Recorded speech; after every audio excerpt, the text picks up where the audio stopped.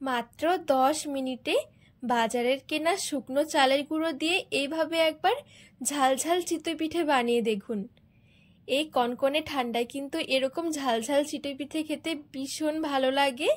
আর প্রত্যেকটা পিঠে এত সুন্দর হবে বিশ্বাসই হবে না। আর একদমই নরম তুলতুলে, আর ভেতরটা দেখুন কত সুন্দর জালিদার হয়েছে। গরম গরম এই ঝাল পিঠেগুলো এভাবে খেজুরের গুড় দিয়ে খেতে কিন্তু দারুণ লাগে। নমস্কার বন্ধুরা, নতুন একটা পর্ব দেখার জন্য আপনাদের সকলকে স্বাগত জানাই। আজকে বানিয়ে দেখাবো মাত্র 10 মিনিটে ইনস্ট্যান্ট ঝাল চিতই পিঠে। চিতই পিঠে তো অনেকভাবে খেয়েছেন, তবে এইভাবে ঝাল চিতই পিঠে একবার তৈরি করে দেখুন। বানানো যেমন সহজ, খেতেও ভীষণ ভালো লাগে। কোনো রকম ঝামেলা করতেই হবে না।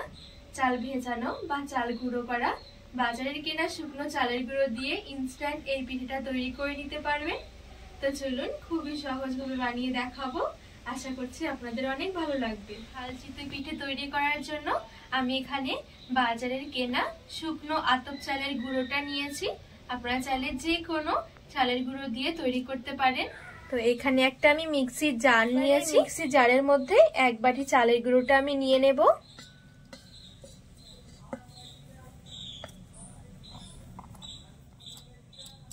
এবারে এইদিকে নিয়েছি আমি গরম জল। আর গরম জলটা ঠিক এরকম নিতে হবে যেন আঙ্গুল ডুবিয়ে রাখা যায় জলের মধ্যে, ঠিক ততটাই কিন্তু গরম নিতে হবে। খুব বেশি গরম নিলে কিন্তু চালের গুঁড়োটা সেদ্ধ হয়ে যাবে। তো এবারে আমি ঠিক ওই বাটি মেপে 1 বাটি নিয়ে নেব জল।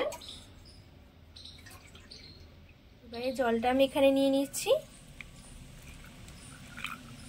আর একটু মিশিয়ে নেব। তো এখানে দেখুন মিক্সির মধ্যে আমি একটু মিশিয়ে নিয়েছি। এখানে একটু ঝুরঝুরে মনে হচ্ছে, তো এখানে আমি আরো 1/2 বাটি মতন জল দিয়ে দিচ্ছি।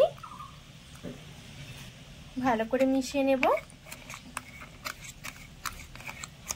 তো এখানে আমি 1.5 বাটি জল দিয়ে চালের গুঁড়োটা একটু মেখে নিয়েছি। এবারে ঢাকনা লাগিয়ে মিক্সির ঠিক 1 মিনিটের জন্য আমি একটু ব্লেন্ড করে নেব এই চালের গুঁড়োটা। তো এদিকে খুব সুন্দরভাবে আমি ব্লেন্ড করে নিয়েছি চালের গুঁড়োটা। আর ব্লেন্ড করার পর দেখবেন একদম ক্রিমের মতন হয়ে যাবে, এই দেখুন। আর ঠিকঠাকভাবে যদি ব্লেন্ড করা হয় তাহলে একটা এরকম আঠালো ভাব চলে আসবে আর একদম মিহি হয়ে যাবে। ঠিক এইভাবে করেই কিন্তু চালের গুঁড়োটা মিক্সির মধ্যে একটু ব্লেন্ড করে নিতে হবে। এবারে একটা বাটির মধ্যে নিয়ে নেব।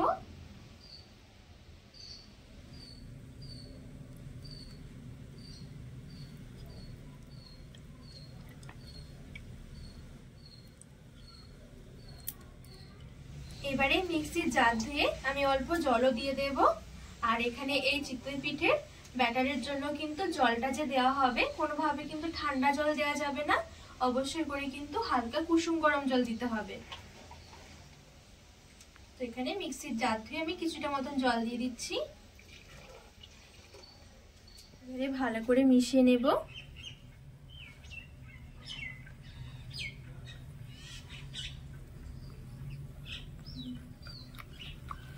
আর এই চিতই পিঠে তৈরি করার জন্য যদি এই চিতই পিঠের ব্যাটারটা ঠিকঠাক হয় তাহলে কিন্তু যে কেউ চিতই পিঠে অনায়াসে তৈরি করে নিতে পারবেন। মেন হলো এই ব্যাটারটা তৈরি করা। আর এখানে কিন্তু খুব বেশি ঘন হবে না, আবার কিন্তু একেবারে পাতলাও নয়, তবে একটু পাতলা ভাব হবে এই ব্যাটারটা। আর এখানে দেখুন এই ব্যাটারটা কিন্তু না খুব বেশি পাতলা না খুব বেশি একটা ঘন, ঠিক এইরকমটা তৈরি করে নিতে হবে। আর এখানে দেখুন এই যে আমি হাতাটা নিয়েছি, এই হাতার গায়ে দেখুন হালকা করে কোট হয়ে রয়েছে। খুব বেশি মোটা কিন্তু কোটিং নয়, একদমই পাতলা একটা কোটিং হবে। এবারে দিয়ে দিচ্ছি স্বাদ মতন লবণ আর দিয়ে দিচ্ছি 1/2 টেবিল চামচ বেকিং পাউডার। অবশ্যই করে কিন্তু বেকিং পাউডার দিতে হবে, বেকিং সোডা নয়। আর যেহেতু আজকে ঝাল চিতই পিঠে তৈরি করব সেই জন্য আমি এখানে 2টো ঝাল কাঁচা লঙ্কা একদম মিহি করে কুচিয়ে নিয়েছি। আর এখানে নিয়েছি কিছু ধনেপাতা। এইভাবে অবশ্যই এই পিঠেটা বানিয়ে দেখবেন, খেতে কিন্তু দারুণ লাগে। ভালো করে মিশিয়ে নেব।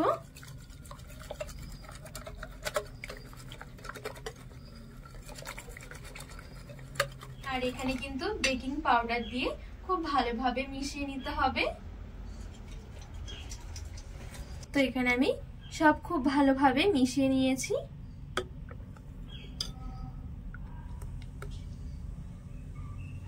এবারে চলুন আমি চিতই পিঠেগুলো তৈরি করে নেব।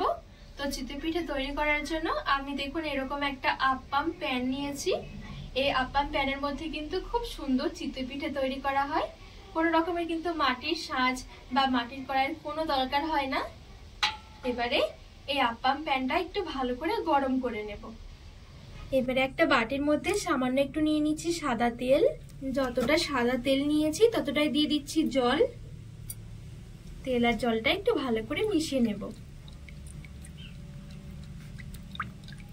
এবারে এই তেল আর জলের মিশ্রণটা আমি আপ্পাম প্যানের মধ্যে লাগিয়ে নেব।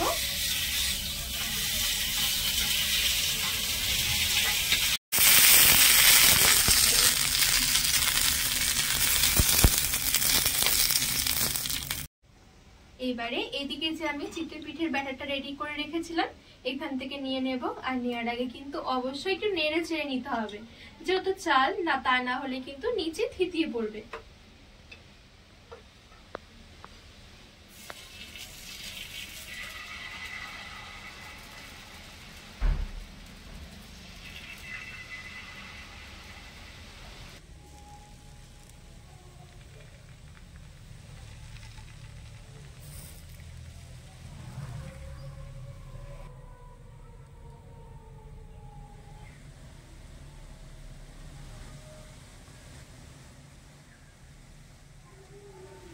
এবারে ঢাকা চাপা দিয়ে মিডিয়াম থেকে লো আঁচের মাঝামাঝি রেখে দেব 3 থেকে 4 মিনিটের মতন।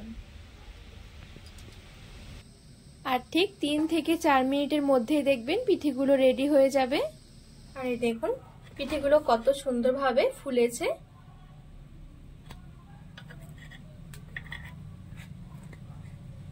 শুকনো চালের গুঁড়ো দিয়েও কিন্তু দারুণ সুন্দর চিতই পিঠে তৈরি করা যায়।